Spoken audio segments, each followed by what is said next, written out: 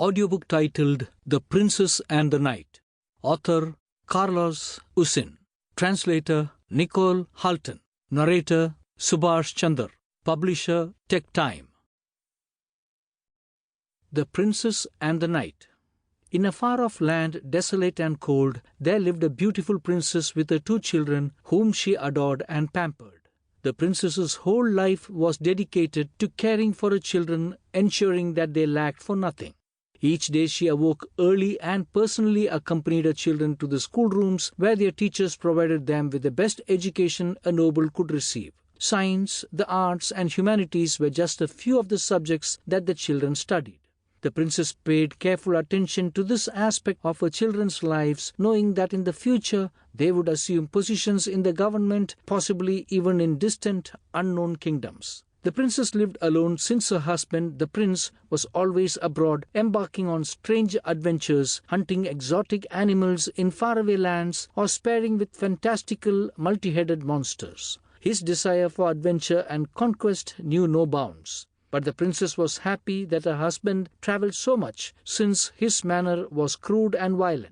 It seemed to her that after so much time in a savage and unfeeling world, he had lost his humanity, and it had been a long time since she had enjoyed his company. Gone were the times when the prince was head over heels for her and would travel from afar to be reunited with his beloved. He had burnt with such love and passion that he couldn't bear to be without her. But since the day they were married, the princess began to notice a kind of change in her aging husband. Over time, the small change became more noticeable, and eventually he became a real ogre who mistreated her and the 2 children, sometimes hitting them, sometimes belittling and insulting them. That was when the princess suggested that her husband travel to distant lands and give full rein to his aggressive and bad-tempered nature. At least this way, life would be safer and more peaceful for everyone. The princess's life was simple but busy. It revolved around her children, leaving a little free time to spend with her many friends who came from everywhere to visit her, since the princess never left her castle. Some of these friends even came from another nearby kingdom to enjoy her hospitality, her delightful conversation, her musical refinement, her exquisite eyes for antics, and her culinary skills. The evenings were congenial and extended until the wee hours of the morning. Many times it was so late that some of her friends had to stay within the castle walls to ensure their safety, since traveling through those lands at that hour could be dangerous. They might meet with hungry, savage animals. During these gatherings, while the minstrels played, the princess and her ladies chatted with increasing vivacity, undoubtedly due to the cask of fine wine that they drank from, accompanying their drink with rich, delicious meats often brought from afar, allowing their tasters to enjoy new delicacies. They shared all the gossip and rumors whispered around the court, and they laughed at each other's witty remarks. The princess was very beautiful, and despite how much she had suffered from the heartache caused by her husband, she had a wonderful sense of humor. She was always smiling and kind to everyone around her. Her warm, friendly, sensible character earned her the love and respect of everyone in her kingdom. Nonetheless, she missed her native land. She had married the prince and moved to this new country without even knowing the language. For love, she had left her native country, her friends, and her whole family,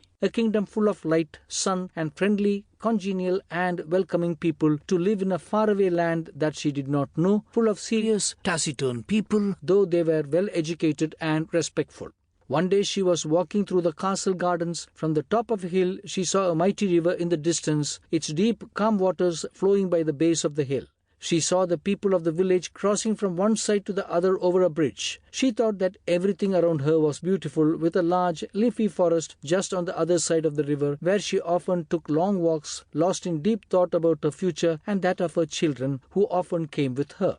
She thought about the games she played with her children, sometimes in the woods or the gardens or along the river banks. In summer, when the temperature rose, she often took her children to a part of the river where they were generally undisturbed.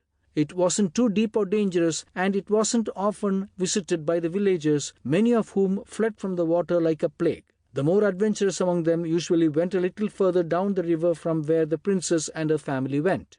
In spite of all this, she wasn't happy. For some time her husband had failed to fulfill his obligations as father and prince. She had to take on the role of prince and princess as well as mother. Her loneliness, her government work, her responsibilities as a mother Sample complete. Ready to continue?